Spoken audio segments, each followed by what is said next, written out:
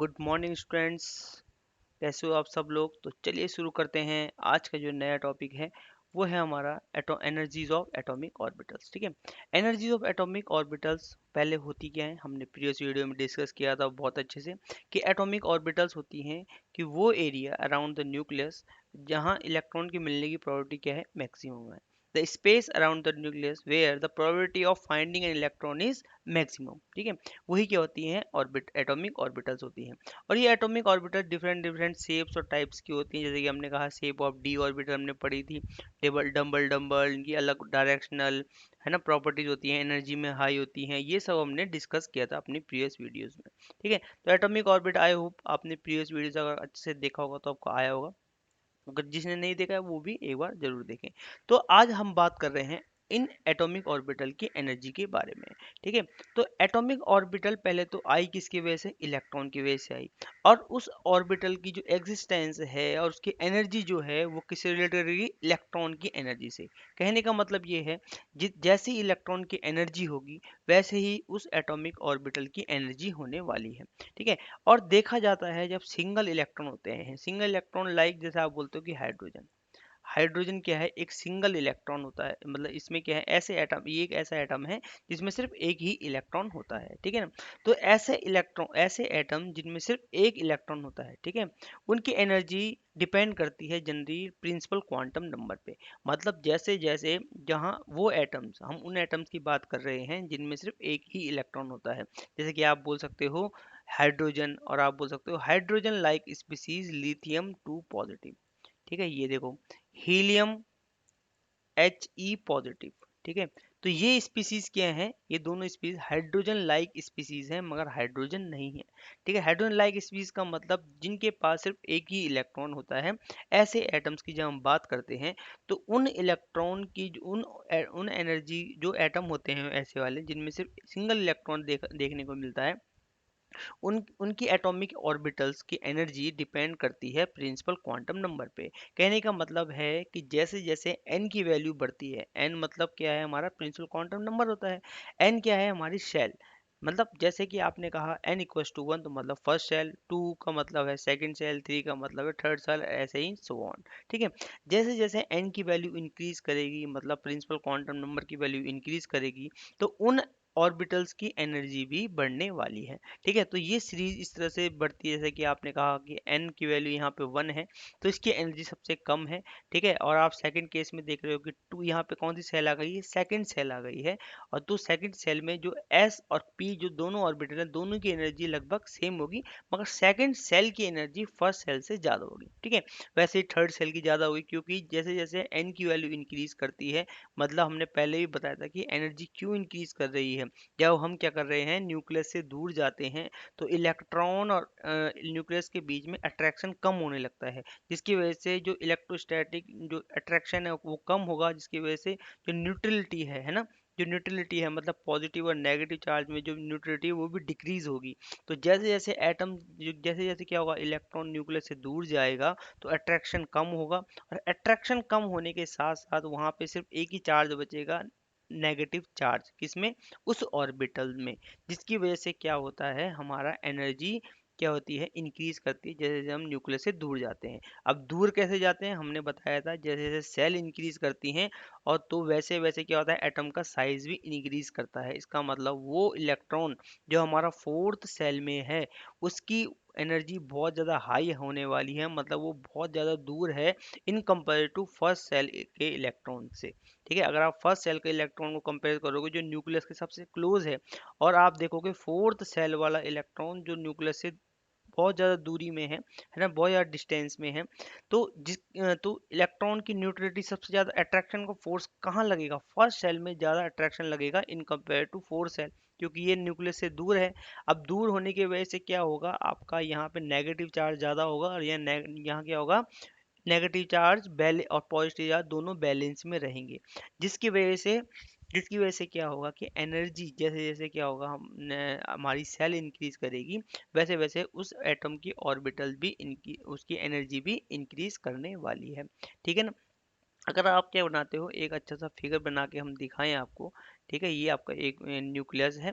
ठीक है, और ये न्यूक्लियस है आपका तो यहाँ पे क्या होता है, आपने अगर फर्स्ट सेल की हम बात करते हैं, फिर आप सेकंड सेल की बात करते हो, फिर आप ऐसे ही थर्ड सेल की बात करते हो, तो आप देखते जाते हैं हर एन मतलब सेल इंक्रीज होने के साथ साथ न्यूक्लियस से डिस्टेंस भी ज़्यादा हो रही है, जिसकी वजह से अट्रैक्शन फोर्स जो इस इलेक्ट्रॉन पे लगने वाला है वो कम होगा in compare to first shell के इलेक्ट्रॉन से, है ना। और जिसकी वजह से क्या होगा, यहाँ पे अट्रैक्शन फोर्स कम होगा तो इलेक्ट्रॉन न्यूट्रलिटी कम होने वाली है। और जब इलेक्ट्रॉन न्यूट्रलिटी कम होगी तो मतलब एक ही चार्ज होगा, है ना, कौन सा, नेगेटिव चार्ज। और जब एक चार्ज होगा तो इसका मतलब वहाँ पे एनर्जी ज़्यादा होने वाली है, ठीक है, क्योंकि एनर्जी किसकी वजह से होती है, चार्ज की वजह से होती है, ठीक है ना। तो जिसकी इसीलिए वो कह रहा है कि जैसे जैसे सेल बढ़ती जाएंगी एन की वैल्यू इंक्रीज करती जाएगी, हमारी एटम की ऑर्बिटल, है ना, मतलब कहने का मतलब इस सेल में जो भी ऑर्बिटल होंगी, ये वाली जो लार्ज सेल है, इसमें जो ऑर्बिटल होगी उसकी एनर्जी भी सबसे ज़्यादा होगी in compare to first and second shell, ठीक है। तो इस कहने का मतलब यह है जैसे जैसे एन की वैल्यू इंक्रीज करेगी, सिंगल इलेक्ट्रॉन वाले एटम की हम बात कर रहे हैं, ठीक है, किसकी बात कर रहे हैं, सिंगल इलेक्ट्रॉन वाले एटम की बात, ठीक है। तो जैसे जैसे क्या होगा, सेल इंक्रीज करेगा, एन की वैल्यू इंक्रीज करेगी, प्रिंसिपल क्वांटम नंबर की वैल्यू इंक्रीज करेगी, तो उस एटम की ऑर्बिटल भी क्या करेगी, एनर्जी उसकी भी इंक्रीज करती जाएगी। डायरेक्ट आप ये तो ये बोल सकते हो कि energy of atomic orbital in a single electron atom is directly proportional to principal quantum number, ठीक है। तो अब ये आपका सीरीज यहाँ पे ये आपको दिखाया कि किस तरह से ट्रेंड है, कि किस तरह से दिखाया जाता है कि सिंगल इलेक्ट्रॉन वाले जो एटम होते हैं जिनमें सिर्फ एक ही इलेक्ट्रॉन होता है, ठीक है, उनमें इस तरह से इलेक्ट्रॉन एनर्जी क्या होती है, इंक्रीज करती जाती है, ठीक है। तो ये आपको ये दिख रहा है। तो कहने का मतलब क्या है कि ये जो सेकंड, भले ही जब ये सेकंड सेल है मगर इसमें दो सब सेल होती हैं, एस और पी, हमने प्रीवियस वीडियो में देखा था। तो दोनों की एनर्जी क्या है, सेम है। मगर एस और पी जैसे आप देख रहे हो कि ये थर्ड सेल है, ये सेकंड सेल से इसकी एनर्जी ज़्यादा होगी, मगर जो एस सब सेल है, पी सब सेल है और डी सब सेल है, इन तीनों की एनर्जी क्या है, सेम है। वैसे ही सेम फोर्थ सेल में आपको देखने को मिल रहा है, ठीक है। अब ये तो हो गई बात किसकी, सिंगल इलेक्ट्रॉन की बात, कि किस तरह से हमारा ट्रेंड क्या करता है, इंक्रीज करता है, जिसमें वो एटम्स में एटॉमिक ऑर्बिटल कैसे इंक्रीज, एनर्जी उनकी कैसे इंक्रीज करती है, किसमें, जब सिंगल इलेक्ट्रॉन होते हैं, मतलब अगर एटम किसी एटम में एक ही इलेक्ट्रॉन है तब तो ये ट्रेंड फॉलो होगा। मगर जब मल्टी इलेक्ट्रॉन आते हैं, ऐसा तो होगा नहीं कि भाई आपके पास पूरे आपके सराउंडिंग में या फिर हमारे इन्वायरमेंट में, है ना, कि एक ही टाइप का एटम है, हमारे पास कुछ ऐसे एटम भी मिले हैं, ऐसे एलिमेंट्स भी हमारे पास हैं जिनके पास एक से ज़्यादा इलेक्ट्रॉन है, किसी के पास 50 है, किसी के पास 70 है, किसी के पास 80 है, किसी के पास 30 है, किसी के पास 20 है। तो मल्टीपल इलेक्ट्रॉन इन्हें बोला जाता है जिसमें एक से ज़्यादा इलेक्ट्रॉन होते हैं, ठीक है। तो ऐसे एटम्स की जब हम बात करते हैं जिनमें मल्टीपल इलेक्ट्रॉन्स होते हैं, ठीक है, तो उनमें कुछ ये एनर्जी का जो ट्रेंड है एटॉमिक ऑर्बिटल का वो थोड़ा सा चेंज हो जाता है, ठीक है। However, the energy of an electron in multi-electron atom depend on both principal quantum number and its azimuthal quantum number L, ठीक है। तो इन केस, इस केस में, किस केस में, जहाँ मल्टी इलेक्ट्रॉन होते हैं, जहाँ एक से ज़्यादा इलेक्ट्रॉन होते हैं जिन एटम में, अगर हम उनकी बात करेंगे, उनके एटॉमिक ऑर्बिटल्स की बात करेंगे, तो वहाँ हमको कैलकुलेट करने पड़ेगा उसका प्रिंसिपल क्वांटम नंबर n, और प्लस हमको देखना पड़ेगा उसका एजीमुथल क्वांटम नंबर, किसका, एक ऑर्बिटल का, है ना। जैसे कि आपने कहा ये क्या है, हमारे पास p ऑर्बिटल है, ठीक है ना, या अगर p ऑर्बिटल है, और ये सिंगल ऑर्बिटल वाली कौन सी ऑर्बिटल है, ये s ऑर्बिटल है, ठीक है, और ये क्या है, हमारी p ऑर्बिटल है। तो आपको देखना पड़ेगा इसकी l की वैल्यू और इसकी n की वैल्यू, ठीक है। तो आपको n और l की वैल्यू जब आप देखोगे तभी आपको पता चलेगा कि आपकी इस ऑर्बिटल की एनर्जी कितनी है, ठीक है ना, आ रहा है समझ में। तो किसके केस में, मल्टी इलेक्ट्रॉन एटम, मतलब वो एटम जिनमें एक से ज्यादा इलेक्ट्रॉन होते हैं, तो उसके उसके केस में अगर आप हर ऑर्बिटल का एनर्जी देखना चाहते हो तो आपको कैलकुलेट करना पड़ेगा उस ऑर्बिटल का प्रिंसिपल क्वांटम नंबर, मतलब वो कौन सी सेल में है, वो ऑर्बिटल कौन सी सेल से बिलोंग कर रही है, और उसकी एल की वैल्यू कौन सी है, मतलब वो एस सब सेल में है या पी में है या डी सब सेल की ऑर्बिटल है, ठीक है ना। तो ये आपको देखना, जैसे आपको देखना पड़ेगा कि पी सब सेल वाली जो ये वाली फर्स्ट ऑर्बिटल है इसकी एनर्जी कितनी है, तो आपको इसकी एन की वैल्यू भी देखनी पड़ेगी और एल की वैल्यू भी आपको देखनी पड़ेगी, ठीक है। तो अभी धीरे धीरे करते हैं, मगर ऐसा होता क्यों है, मल्टीपल इलेक्ट्रॉन के केस में ये ये दोनों चीज़ हमें क्यों कैलकुलेट करनी पड़ रही है, इसमें दो चीज़ें होती हैं, ठीक है। जब मल्टीपल इलेक्ट्रॉन आते हैं, एक से या ज़्यादा इलेक्ट्रॉन आते हैं, तो यहाँ अट्रैक्टिव फोर्स भी लगता है और साथ साथ में रिपल्सिव फोर्स भी देखने को मिलता है। अट्रैक्टिव फोर्स किसके बीच में लगेगा, न्यूक्लियस और इलेक्ट्रॉन के बीच में। मगर रिपल्सिव फोर्स किसके बीच में देखने को मिलेगा, अगर एक ऑर्बिटल में क्या है, हमारे पास दो इलेक्ट्रॉन आ जाते हैं, जैसे कि आपके पास ये ऑर्बिटल है और इसमें दो इलेक्ट्रॉन आ गए, तो इनके बीच में क्या होगा, दोनों के बीच में देखिए सेम चार्ज, तो इनके बीच में क्या होगा, रिपल्सिव फोर्स देखने को मिलता है। तो यही रीजन है कि यहाँ पे मल्टीपल इलेक्ट्रॉन के केस में हमको इनका एजीमुथल क्वांटम नंबर मतलब एल की वैल्यू भी देखनी पड़ती है और साथ साथ में प्रिंसिपल क्वांटम नंबर भी देखना पड़ता है। तभी हमें क्या पता चलेगा कि किसी पर्टिकुलर ऑर्बिटल की एनर्जी के बारे में पता चलता है, ठीक है।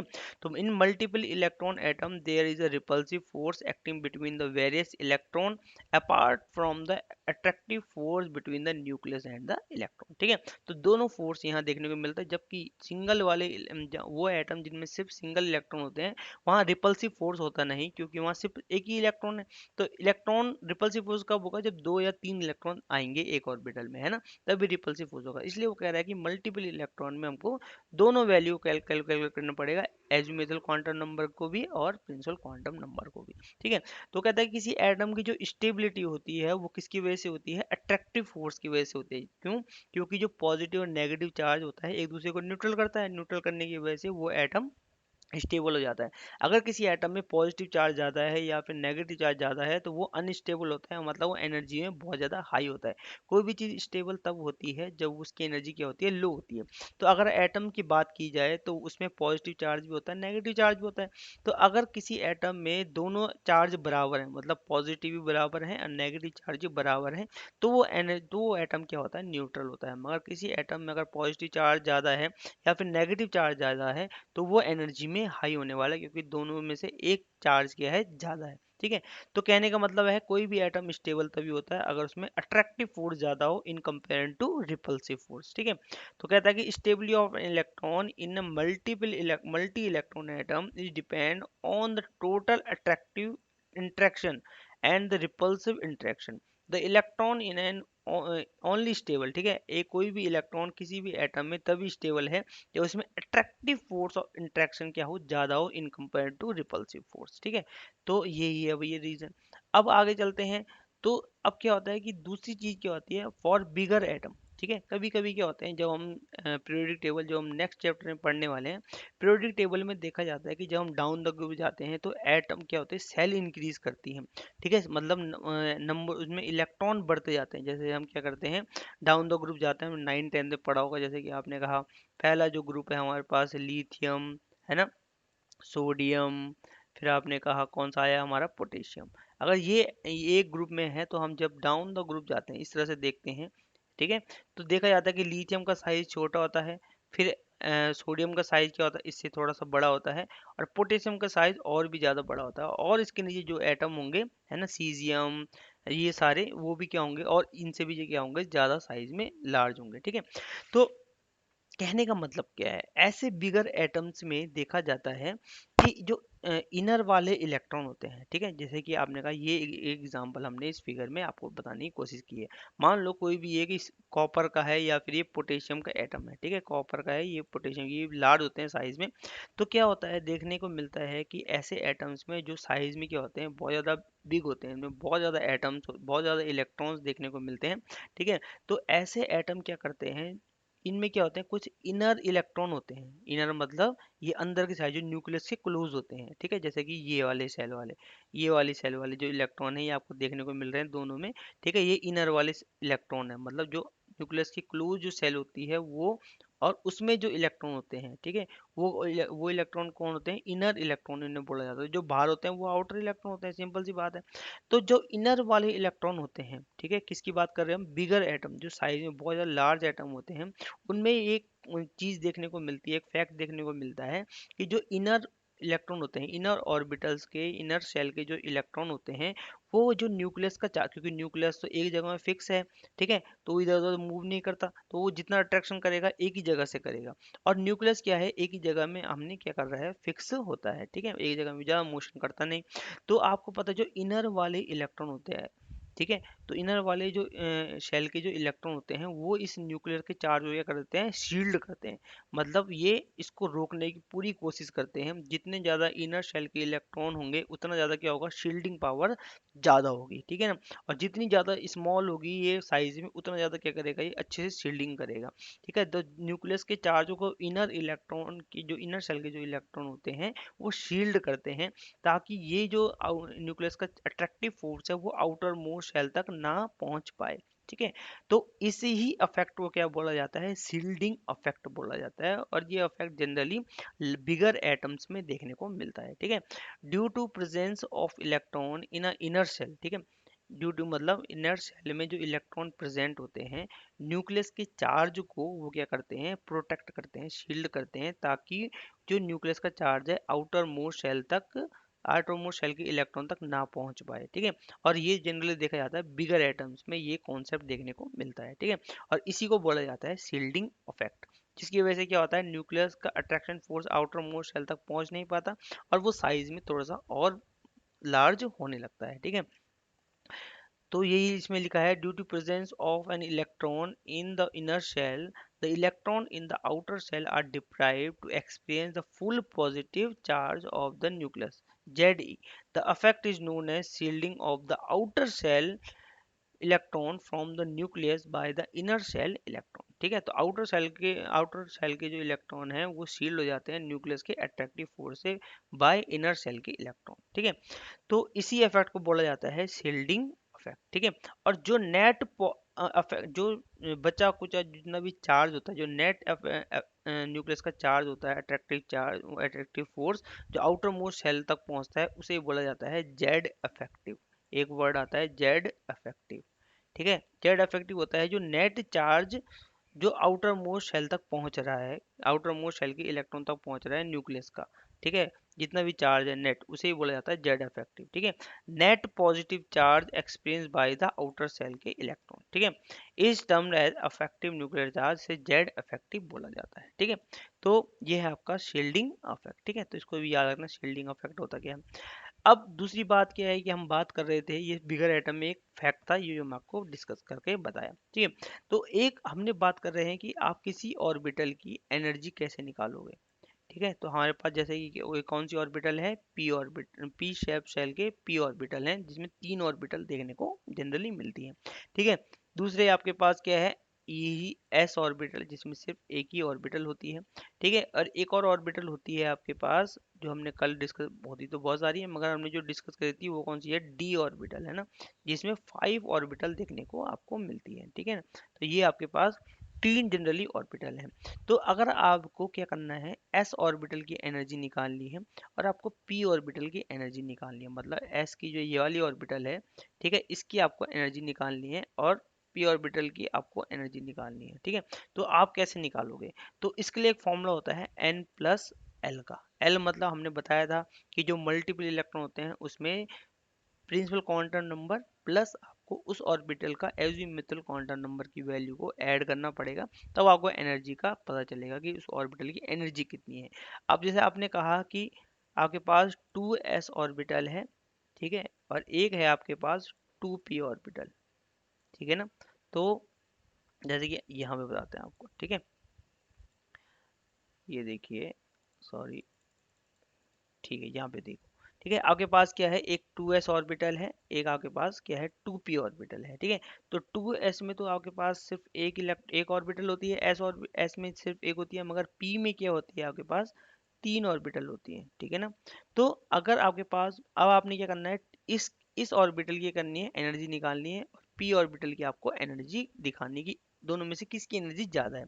तो हमने क्या बोला, फॉर्मूला है हमारे पास n प्लस एल का। कौन सा फॉर्मूला है हमारे पास, n प्लस एल का, ठीक है। तो n प्लस एल का फॉर्मूला बताता है कि आपको किसकी एनर्जी ज़्यादा होगी, जिसकी वैल्यू ज़्यादा आएगी n प्लस एल को ऐड करके, तो आप उसकी एनर्जी क्या होने वाली है, ज़्यादा होने वाली है। तो आपने कहा n क्या है, इसके लिए n क्या है, हमने कहा 2 है, ये तो n होता है ना। 2 क्या है, ये शेल बताता है कि कौन सी सेल से कौन सी सेल की सब शेल है, तो हमने कहा सेकंड सेल की ये एस सब शेल है, ठीक है, सेकंड शेल की ये पी सब शेल है, ठीक है।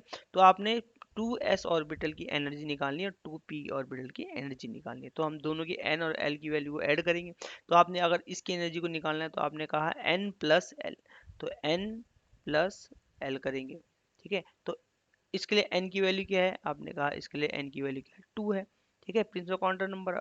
s के लिए l की वैल्यू क्या होती है, 0 होती है। इसलिए आपको बोला था हमने उस समय, पिछली प्रीवियस वीडियो में जब हम पढ़ रहे थे, तो इसको याद जरूर रखना भाई कि l के लिए s की वैल्यू क्या होती है, p के लिए क्या होती है। हमने पता कि l के लिए s की वैल्यू, s के लिए l की वैल्यू 0 होती है, फिर p के लिए 1 होती है, d ऑर्बिटल के लिए 2 होती है, वैसे ही हमारे f के लिए 3 होती है। ठीक है, तो हमको पता है कि s ऑर्बिटल के लिए जो l की वैल्यू होती है वो 0 होती है, तो इसकी वैल्यू कितनी आ गई, 2 आ गई। ठीक है, इसकी वैल्यू क्या आई, इसकी वैल्यू क्या आई, 2 आई। सिंपल है। ठीक है, और वैसे ही अगर आपने 2p ऑर्बिटल का निकालना है तो इसके लिए भी क्या करोगे, n प्लस एल हम करेंगे। ठीक है, n प्लस एल करेंगे। अब n प्लस एल करोगे तो क्या होगा, फिर से हम क्या करोगे, इसके लिए n की वैल्यू क्या है, 2, प्लस p के लिए l की वैल्यू क्या होती है, 1। तो हमने कहा कि 2 प्लस 1 कितना होता है हमारा, 3 होता है ना। तो दोनों में से किसकी एनर्जी ज़्यादा है, हमने कहा 2p ऑर्बिटल की एनर्जी क्या है, ज़्यादा है। तो हम इस तरह से आप इसको दिखा सकते हो। ठीक है, तो ये सिंपल है कि दोनों में से किसकी एनर्जी ज़्यादा है, 2s। तो हमने एल n प्लस एल करके देखा कि किसकी एनर्जी ज़्यादा है। तो इस तरह से आप हर ऑर्बिटल की एनर्जी निकाल सकते हो। बस आपको उनका प्रिंसिपल क्वांटम नंबर की वैल्यू पता होनी चाहिए और एल की वैल्यू आपको पता होनी चाहिए। ठीक है, तो यही है कि भैया n प्लस एल। एक और बात होती है, एक और क्वेश्चन है कि अगर आपके पास एक 3D ऑर्बिटल है, एक आपके पास 4s है, तो दोनों में आपको बताना है कि दोनों में से किसकी एनर्जी ज़्यादा है। ठीक है, तो हम क्या करेंगे, फिर से n प्लस एल करेंगे। ठीक है, तो n क्या है हमारे पास, इसके लिए n की वैल्यू क्या है, की वैल्यू हमको पता है 3 है। ठीक है, और d के लिए l की वैल्यू क्या होती है, d के लिए l की वैल्यू होती है 2, है ना। तो कितनी आ गई, हमने कहा टोटल जो आएगी वो कितनी आएगी, 5 आएगी, है ना। ये कितनी आएगी, 5 आएगी। ठीक है, दूसरा आपने कहा 4s। 4s के लिए अब 4s की और एनर्जी निकालनी है, 4s ऑर्बिटल की। तो इसके लिए n की वैल्यू कितनी है, हमने कहा 4 है। ठीक है, मगर l की वैल्यू s के लिए क्या होती है, हमने कहा 0 होती है। ठीक है, तो उसकी टोटल वैल्यू कितनी आई, 4।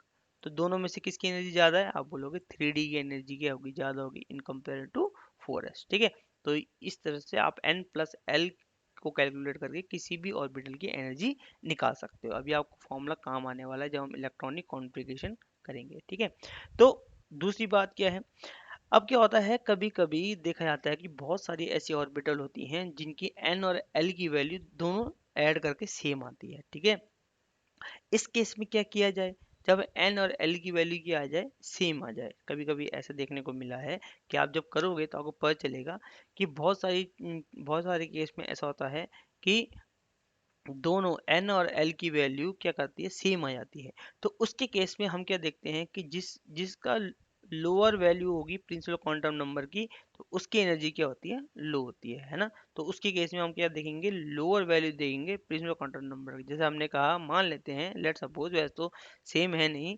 मगर जैसे कि आपने कहा, हम मान लेते हैं आपके पास 3D है। ठीक है, इसकी वैल्यू भी 5 आई है और इसकी वैल्यू भी क्या आ रही है, 5 आ रही है। मान लो, वैसे तो होती नहीं है, मगर मान लेते हैं, लेट सपोज। ठीक है, इसकी वैल्यू भी 5 आई है। तो इस केस में अगर क्या हो कि अगर n और l की वैल्यू दोनों की क्या आ रही है, सेम आ रही है, तो हम इसी केस में क्या देखेंगे, हम प्रिंसिपल क्वांटम नंबर देखेंगे। ठीक है, कि दोनों में से किसका प्रिंसिपल क्वांटम नंबर की वैल्यू स्मॉल है। तो हम देखेंगे कि यहाँ पे 3 है प्रिंसिपल, तो आप बोलोगे इसकी वैल्यू क्या है, कम है। भले ही नहीं हो रहा है, बस एग्जांपल है ये। अगर हम अगर ऐसा केस आ जाता है जिसमें n और l, किसी दो ऑर्बिटल जिसको आप कंपेयर कर रहे हो, दोनों की एनर्जी देखना चाह रहे हो, और उनकी n और l की वैल्यू को आप कैलकुलेट करिए आपने, और दोनों की वैल्यू क्या आ गई, सेम आ गई। तो उस केस में हम उसकी एनर्जी कम होती है जिसकी प्रिंसिपल क्वांटम नंबर की वैल्यू क्या होती है, कम होती है। ठीक है, तो ये है आपके पास एक केस। तो सिंपल से है, ये आपको पता है कि किस तरह से हम एनर्जी निकाल सकते हैं। ठीक है, तो यहाँ पे दिया भी है भैया कैसे आप एनर्जी, यहाँ पे एनर्जी लेवल डायग्राम है आपका, ये यहाँ पे दिया है कि सबसे लोअर एनर्जी 1s, फिर 2s होती है, फिर 2p, फिर 3s आप निकाल भी सकते हो, 3p, 4s, फिर 3d होती है, फिर 4p, 5s, ऐसे ही 4d, 5p, 6s, ये सब आपको यहाँ पे लेवल डायग्राम में दिया है और आप निकाल भी सकते हो। ठीक है, अगर यहाँ पे कुछ गलत होगा तो आप करेक्शन खुद भी से भी कर सकते हो, क्योंकि आपको पता चल गया कि n+l से आप हर ऑर्बिटल की एनर्जी निकाल सकते हैं। ठीक है, तो अब है आपके पास जो नेक्स्ट है वो है फिलिंग ऑफ एटॉमिक ऑर्बिटल। बहुत ज़्यादा सिंपल है कि किसी एटॉमिक ऑर्बिटल को कैसे फिल किया जाता है। इसके लिए सिंपली 3 रूल हैं। एक रूल है आपके पास ऑफ-बॉव का प्रिंसिपल।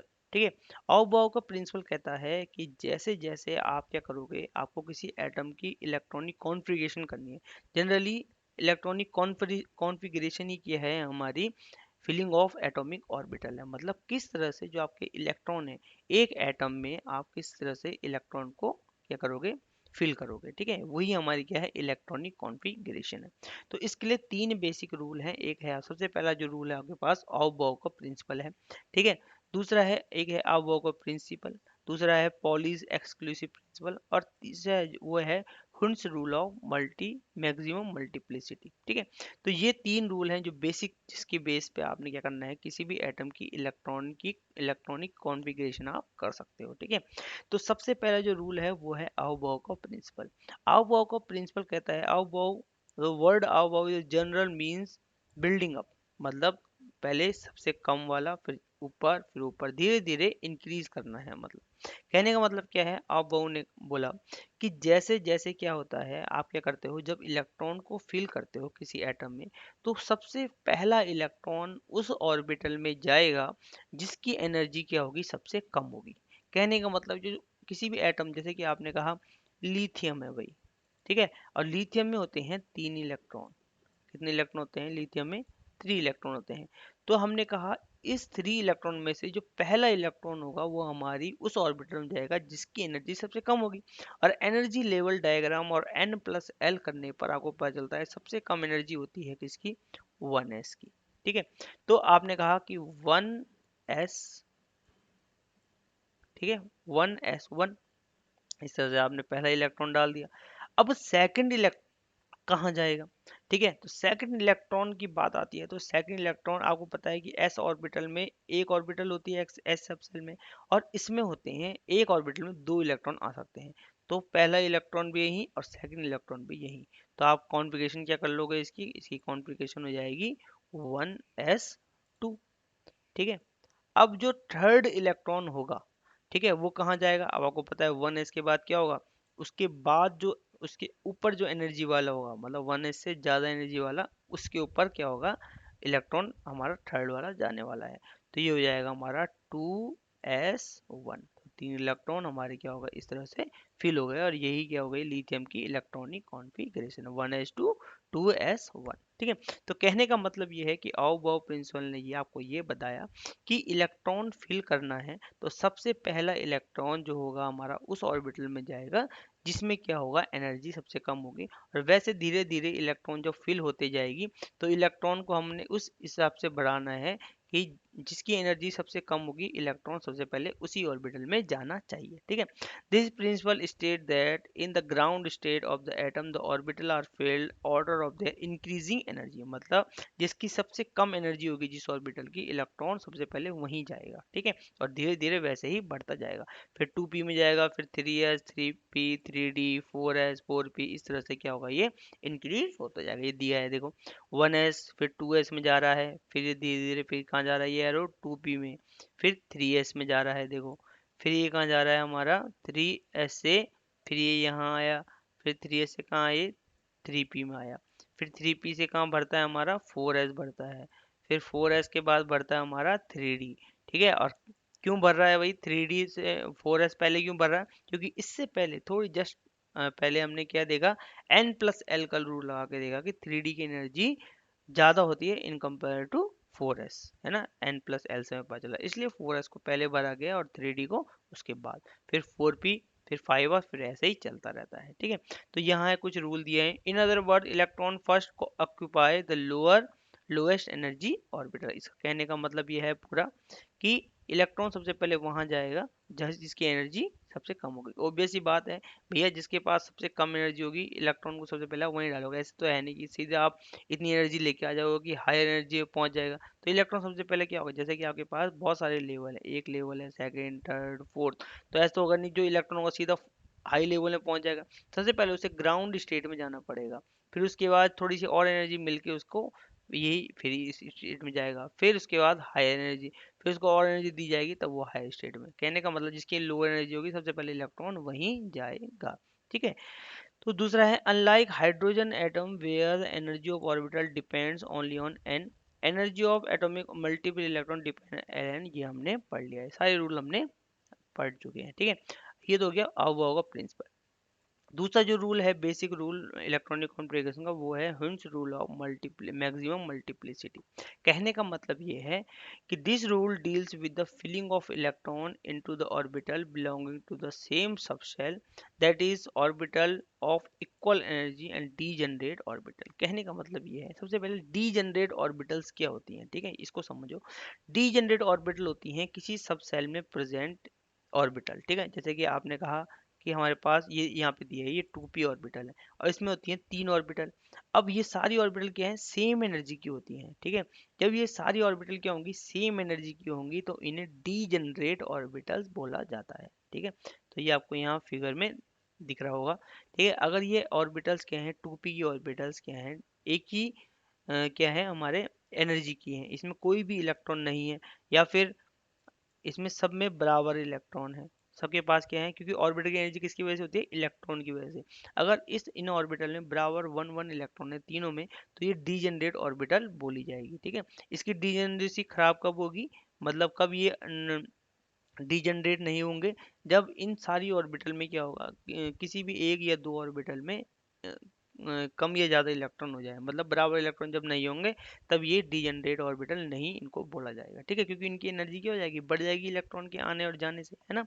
तो यही है, अगर ऑर्बिटल में एक भी इलेक्ट्रॉन नहीं है, ठीक है, तो ये क्या हमारी, या फिर बराबर इलेक्ट्रॉन है, तो इन्हें डीजनरेट ऑर्बिटल्स बोला जाता है। ठीक है, अब वो कहता है कि सबसे पहले इलेक्ट्रॉनिक कॉन्फ़िगरेशन करने पर, hints rule of maximum multiplicity कहता है कि आप क्या करो, जब भी आपको इलेक्ट्रॉन फिल करने हो, ठीक है, जैसे कि आपको एक ऑर्बिटल में 2 इलेक्ट्रॉन डालने हैं, जैसे कि हम 2p में आपको कितने 4 इलेक्ट्रॉन लगभग डालने हैं, तो वो कहता है कि 4 इलेक्ट्रॉन कैसे डालें। ऐसे नहीं कि आपने सबसे पहले क्या कर दिया, 2 और 2, इस तरह से।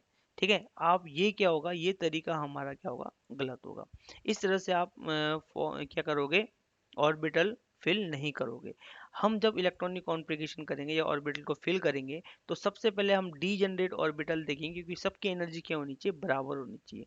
इसलिए हमको क्या करना है, अगर 4 इलेक्ट्रॉन आप डालने हैं, तो सबसे पहले आपको इन तीनों ऑर्बिटल में एक एक इलेक्ट्रॉन फिल करना पड़ेगा। ठीक है, जैसे कि आपने 4 इलेक्ट्रॉन इस 2p ऑर्बिटल में फिल करने हैं, तो हमने कहा एक इलेक्ट्रॉन पहले इसमें जाएगा, फिर दूसरा इसमें जाएगा और थर्ड वाला इसमें जाएगा। ठीक है, अब जब ये बराबर एनर्जी में आ गई है, और फिर उसके बाद जो फोर्थ वाला इलेक्ट्रॉन है वो कहाँ आएगा, फिर से इसमें आएगा। ठीक है, फर्स्ट पी में आएगा।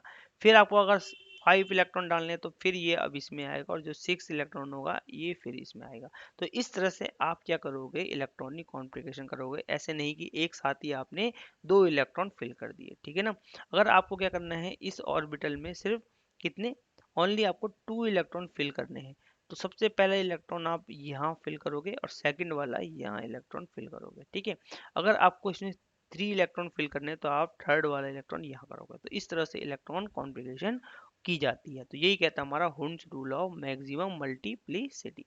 ठीक है, तो आप डबलिंग तभी करोगे जब तक उस ऑर्बिटल में जो डीजनरेट ऑर्बिटल है सबको एक एक इलेक्ट्रॉन ना आ जाए। ठीक है, वैसे ही डी ऑर्बिटल में भी होगा। ठीक है, अब जैसे कि आपके पास यहाँ पे दिया है कि किस तरह से आप सीक्वेंस, कैसे करेक्ट सीक्वेंस है, आपके पास कोई कॉन्फ़िगरेशन थी 2s2 1s2 2s2 2p2 की। ठीक है, तो इस तरह से आपने कॉन्फ़िगरेशन करनी है 1s2 2s2 2p2, मतलब ये क्या है हमारा कार्बन है। कार्बन की आपने क्या करनी है, कॉन्फ़िगरेशन करनी है। तो आपने क्या किया कि सबसे पहले आपने फर्स्ट सबसेल को भरा जो है 1s। अब 1s में क्या है, एक ही ऑर्बिटल होती है, तो 2 के 2 इलेक्ट्रॉन आप पहले इसको कम्प्लीटली फिल करोगे। फिर आपको पता है, फिर आपने कहा क्या कहा 6 इलेक्ट्रॉन है, तो और फिल करने हैं आपने। तो हमने क्या किया, फिर 2s की तरफ गए हम। ठीक है, तो 2s में आपने भी, फिर आपको पता है कि एक सब s ऑर्बिटल में फिर से एक ही ऑर्बिटल होती है, तो इसको भी आप फिर से कंप्लीट फिल कर दोगे। ठीक है, अब जब बात आती है 2p ऑर्बिटल की, अब इसमें होती हैं 3 ऑर्बिटल, 3 ऑर्बिटल तीनों की तीनों डीजनरेट होती हैं। तो सबसे पहले हम इसमें डबलिंग तभी करेंगे जब क्या होगा, हमारे पास तीनों orbital completely one one electron ले लेंगी। ठीक है, तो अगर आपने इस तरह से कर दिया कि आपने जैसे 1s2 2s2 में भरा वैसे ही आपने 2p में भर दिया, तो ये आपका कॉन्फ़िगरेशन क्या हो जाएगी, इनकरेक्ट हो जाएगी। ठीक है, तो ये फिलिंग ऑफ ऑर्बिटल इस तरह से आपने करनी है कि पहला इलेक्ट्रॉन इसमें आएगा और सेकंड वाला इसमें। ठीक है, और अगर आपके पास 2 इलेक्ट्रॉन और हैं तो आप थर्ड वाला इलेक्ट्रॉन इसमें डालोगे और फोर्थ वाला तब आप क्या करोगे, यहाँ पे डबलिंग करोगे। ठीक है, तो इन ऑर्बिटल में ऐसा ही होता है, जो हमारे पास इसमें 3 या 4 ऑर्बिटल होती हैं उनमें उनके केस में ऐसे होता है। अगर एस ऑर्बिटल है तो उसमें पहले ही आप डायरेक्ट डबलिंग कर सकते हो, क्योंकि उसमें एक ही ऑर्बिटल है। ठीक है, तो उसमें डबलिंग आसानी से हो जाती है। ठीक है, तो मगर जब पी ऑर्बिटल आएगी या डी ऑर्बिटल आएगी तो आप तभी डबलिंग करोगे जब तक पूरी ऑर्बिटल में एक इलेक्ट्रॉन ना आ जाए। ठीक है, तो इस तरह से कॉन्फ़िगरेशन करते हैं। और सॉरी, एक और लास्ट जो आपका रूल है, बेसिक रूल, वो है पॉलीज एक्सक्लूजन प्रिंसिपल। ठीक है, पॉलीज एक्सक्लूजन प्रिंसिपल क्या होता है? According to principle, no two electron in an atom can have same set of 4 quantum number. कहने का मतलब ये है कि किसी भी ऑर्बिटल में अगर क्या है, 2 इलेक्ट्रॉन है, जैसे कि ये इलेक्ट्रॉन हो गया, ठीक है, और एक इलेक्ट्रॉन ये हो गया, किसी भी ऑर्बिटल में अगर 2 इलेक्ट्रॉन है तो इन दोनों ऑर्बिटल का पूरा जो प्रिंसिपल क्वांटम नंबर है, क्या बोलते हैं, 4 क्वांटम नंबर है जो हमारे, सॉरी, जो 4 क्वांटम नंबर है, दोनों सबकी वैल्यू क्या होनी चाहिए, सेम नहीं होनी चाहिए। मतलब जैसे कि आपने कहा ये आपके पास 2s ऑर्बिटल है। ठीक है, तो इसमें जो 2 इलेक्ट्रॉन है इन दोनों की principal quantum number, azimuthal quantum number, magnetic quantum number और स्पिन क्वांटम नंबर, ये वैल्यू सेम नहीं होनी चाहिए। मतलब इन सब में से कोई ना कोई एक वैल्यू हमारी अलग होनी चाहिए। अलग कैसे? आपने कहा भाई दोनों के लिए एन की वैल्यू सेम है, आपने कहा 2 है। ठीक है, आपने कहा एल की वैल्यू दोनों के लिए क्या है, आपको पता है सेम है, 0 है, दोनों एस ऑर्बिटल में है। एम की वैल्यू क्या है, एम की वैल्यू भी आपने कहा 0 है। ठीक है ना, एम की वैल्यू क्या है, ये भी 0 है। मगर जो स्पिन की वैल्यू है, एम एस की वैल्यू जो होगी, ठीक है, वो क्या होगी, चेंज होगी। मतलब दोनों की दोनों क्या है, स्पिन क्या है, दोनों की अलग होनी चाहिए। एक ऐसी स्पिन में होगा एक ऑर्बिटल में और दूसरा इलेक्ट्रॉन हमारा अपोजिट स्पिन में होना चाहिए। तो मतलब एक का क्या होगा, प्लस हाफ, और दूसरे की वैल्यू क्या होगी, माइनस हाफ। तो यही है हमारा पॉली एक्सक्लूशन प्रिंसिपल। मतलब एक ऑर्बिटल में अगर 2 इलेक्ट्रॉन हैं तो दोनों की स्पिन क्या होनी चाहिए, डिफरेंट होनी चाहिए। ठीक है, तो इस तरह से करेक्ट ऑर्डर क्या है, ये है।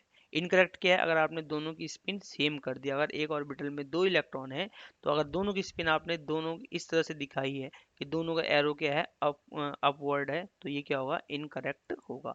अगर आपने इस तरह से, तो इनको आपने कैसे दिखाना है, ये क्या है, करेक्ट ऑर्डर है कि दोनों की स्पिन क्या होनी चाहिए, अपोजिट होनी चाहिए। अब फर्स्ट वाले की आप अपोजिट करो चाहे सेकंड वाले की करो, उससे कोई फर्क नहीं पड़ता। ठीक है, तो मगर दोनों दोनों अगर एक ऑर्बिटल में 2 इलेक्ट्रॉन, दोनों की स्पिन सेम नहीं होनी चाहिए। ठीक है, एक अपवर्ड होना चाहिए, एक डाउनवर्ड होना चाहिए, एक क्लॉकवाइज होना चाहिए, दूसरा एंटी क्लॉकवाइज होना चाहिए। ठीक है, तो अब इस तरह से अब क्या करते हैं, कुछ इलेक्ट्रॉनिक कॉन्फ़िगरेशन करते हैं जिससे आपको इजीली आ जाएगा। हमने ये तो कर ली थी भाई, लिथियम में इलेक्ट्रॉन होते हैं 3, तो आप क्या करते हो, 1s2 एंड 2s2। और फिल कैसे करते हैं, आपने कहा 1s में 2 इलेक्ट्रॉन, ठीक है, 2s में सिंगल इलेक्ट्रॉन।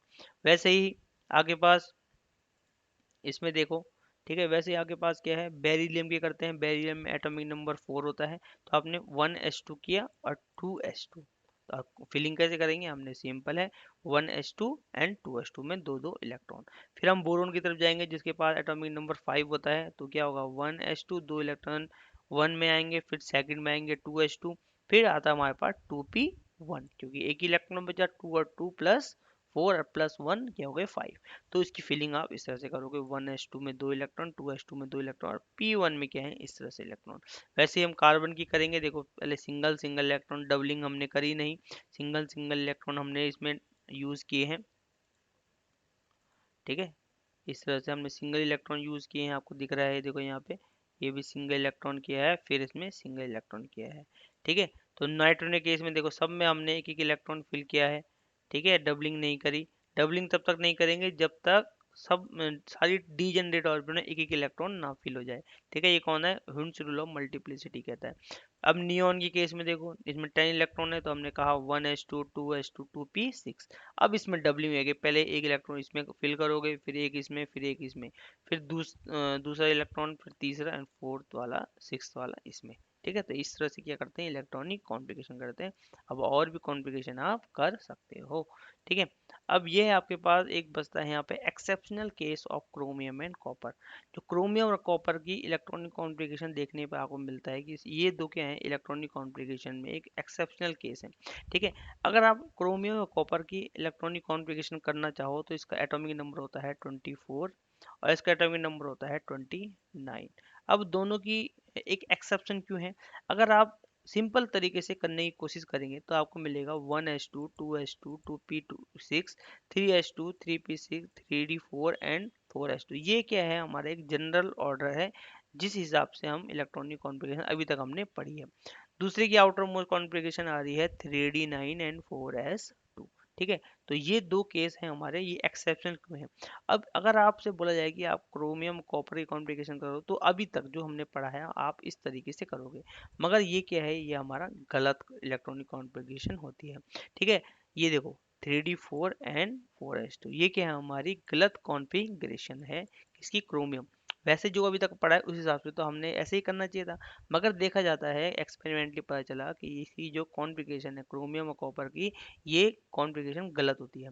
इसमें क्या होता है कि इसमें एक इलेक्ट्रॉन 4s का इलेक्ट्रॉन क्या होता है, एक्साइट होके चल जाता है हमारा 3d ऑर्बिटल में। ठीक है, और वैसे ही सेम कॉपर के केस में होता है, 4s का इलेक्ट्रॉन कहाँ चल जाता है, 3d में चल जाता है और इसकी ऑर्बिटल फिर इसकी कॉन्फ़िगरेशन होती है 1s1 एंड 3d5। मतलब एक इलेक्ट्रॉन यहाँ से शिफ्ट होके कहाँ चले गया, D4 में चले गया, तो ये D5 हो जाएगा और ये D9 से क्या हो जाएगा, D10 हो जाएगा। और इस तरह से आपको ये ऑर्बिटल फिल होने को मिलती है। ठीक है, तो इसकी कॉन्फ़िगरेशन लास्ट में क्या होगी, 4s1 and 3d5, 4s1 3d10। तो ये आपकी सही कॉन्फ़िगरेशन है किसकी, कॉपर की और क्रोमियम की। बट ऐसा होता क्यों है, ये ऐसा क्यों कर रहे हैं, ये इलेक्ट्रॉन हमारे एक्साइड होके दूसरी एनर्जी ऑर्बिटल में क्यों जा रहे हैं, और इसके पीछे होता है रीजन ऑफ स्टेबिलिटी। क्या कौन सा रीजन है, स्टेबिलिटी। वो कहता है कि जो ऑर्बिटल होती है, मतलब जो हाफ फिल्ड ऑर्बिटल होती है, जैसे कि आपको 3d ऑर्बिटल दिख रही है, ठीक है, ये हाफ फिल्ड है, मतलब इसमें 5 ऑर्बिटल है और तीनों की इसमें टोटल इलेक्ट्रॉन कितने आने चाहिए, 10 इलेक्ट्रॉन आने चाहिए, क्योंकि एक ऑर्बिटल में 2 इलेक्ट्रॉन आते हैं मैक्सिमम, एक ऑर्बिटर में 2 इलेक्ट्रॉन आते हैं। अब इसके बाद 5 ऑर्बिटर है तो इसमें 10 इलेक्ट्रॉन आने चाहिए, मगर ये हाफ फील्ड है, मतलब इसमें कितने इलेक्ट्रॉन है, 5 इलेक्ट्रॉन आपको यहाँ दिख रहे हैं। ठीक है, कितने इलेक्ट्रॉन है इसमें, 5 इलेक्ट्रॉन है। ठीक है, अब इसमें 5 इलेक्ट्रॉन, इसका मतलब ये क्या है, हमारी हाफ फील्ड ऑर्बिटल है। क्या है, हमारी हाफ फील्ड ऑर्बिटल है। और ये देखो इसके केस में क्या है, ये क्या है, हमारी इसमें पूरे के पूरे 10 इलेक्ट्रॉन आपको देखने को मिल रहे हैं, मतलब ये क्या है, फुल फिल्ड ऑर्बिटल है। कौन सी है, फुल फिल्ड ऑर्बिटल। और बहुत सारे एटम के केस में देखा गया है, बहुत सारे एलिमेंट्स के केस में देखा गया है कि वो क्या करते हैं, ये हाफ फिल्ड और फुल फिल्ड जो ऑर्बिटल होती हैं वो बहुत ज़्यादा स्टेबल होती है। मतलब जो हाफ फिल्ड होती है और जो फुल फिल्ड ऑर्बिटल होती है वो एक्स्ट्रा स्टेबल होती है देन अदर ऑर्बिटल से। ऐसा क्यों होता है, क्योंकि एक तो इनके जब जब हाफ फिल्ड होती है तो सब में क्या है, बराबर इलेक्ट्रॉन है। अब जैसे D10 है तो इसमें भी क्या है, सब में बराबर इलेक्ट्रॉन है।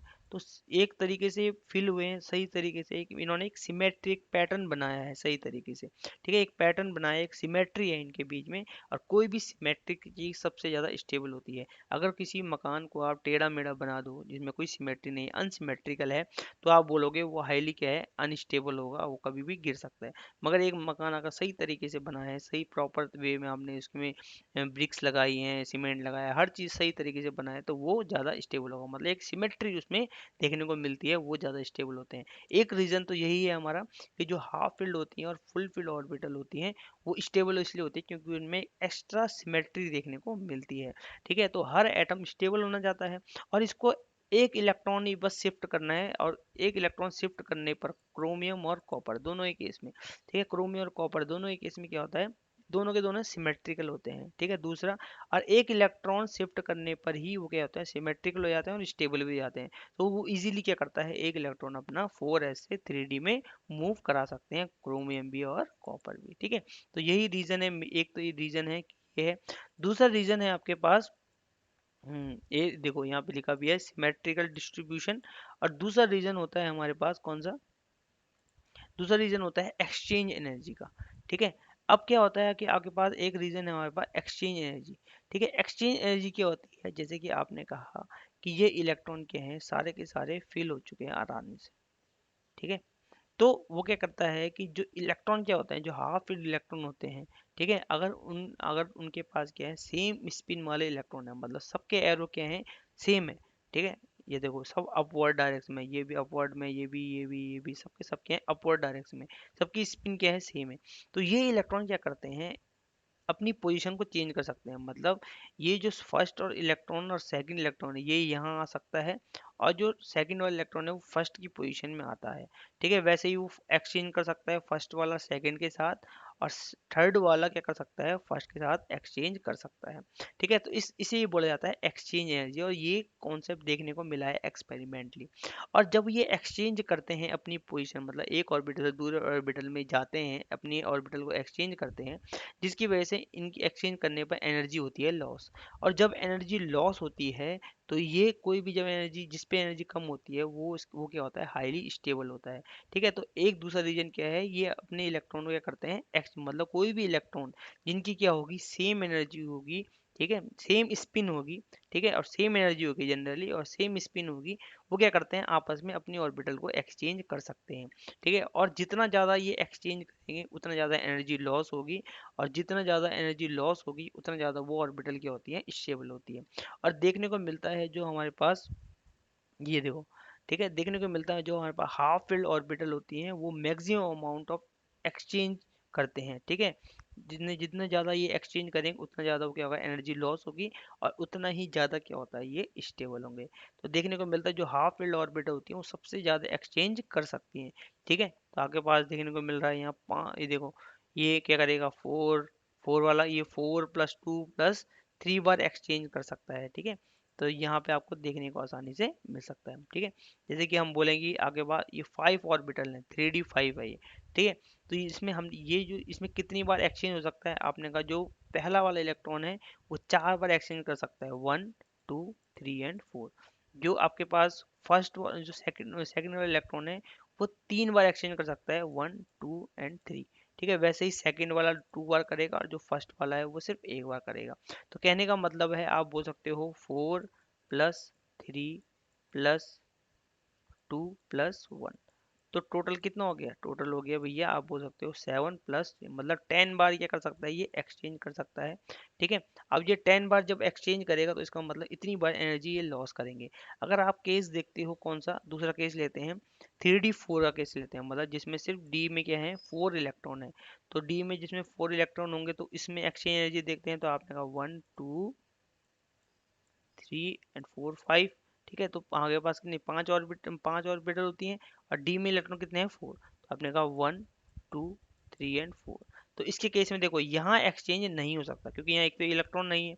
ठीक है, तो एक्सचेंज वही होगा जिसमें एनर्जी सेम होगी, जहाँ, और एक्सचेंज वही इलेक्ट्रॉन करेंगे जिनकी स्पिन भी क्या होगी, सेम होगी। तो सबकी स्पिन क्या है, यहाँ बराबर है, क्योंकि यहाँ सिंगल इलेक्ट्रॉन है, तो जनरली देखा जाता है एनर्जी स्पिन क्या है, सेम है। तो अगर पहला इलेक्ट्रॉन कहाँ एक्सचेंज कर सकता है, 1, 2 और 3 बार, तो आप बोल सकते हो 3+2+1। तो टोटल कितना हो गया, आप बोल सकते हो 3+3, 6, ओनली 6 बार ही क्या कर सकते हैं, एक्सचेंज कर सकते हैं। तो दोनों में से किसकी एनर्जी ज़्यादा है, ये 10 बार कर रहा है और ये 6 बार। तो ये इसकी एनर्जी ज़्यादा है, मतलब इसकी एनर्जी लो है, मतलब ज़्यादा एक्सचेंज कर रहा है, और ये कम एक्सचेंज कर रहा है। तो जो ज़्यादा एक्सचेंज करेगा उतनी ज़्यादा एनर्जी लॉस होगी, और उतना ज़्यादा वो ऑर्बिटल क्या होती है, स्टेबल होती है। इसलिए हाफ फील्ड ऑर्बिटल, ये कौन सी ऑर्बिटल है, ये हमारी D5 ऑर्बिटल है, मतलब हाफ फील्ड ऑर्बिटल है, और ये एनर्जी ज़्यादा एक्सचेंज कर सकते हैं। इसका मतलब ये लोअर एनर्जी में होती है। तो यही रीज़न है, जो हाफ फील्ड होती है और फुल फील्ड ऑर्बिटल होती हैं वो ज़्यादा स्टेबल होती हैं। और यही रीज़न है कि क्रोमियम और कॉपर अपनी हाफ फील्ड और full field stable orbital configuration के लिए ही ये क्या करते हैं, अपने 4s के इलेक्ट्रॉन को 3D में क्या करते हैं, भेजते हैं। ठीक है, तो थैंक यू, ये आपका चैप्टर ख़त्म हो गया है आज, और कल से पढ़ेंगे न्यू चैप्टर। ओके।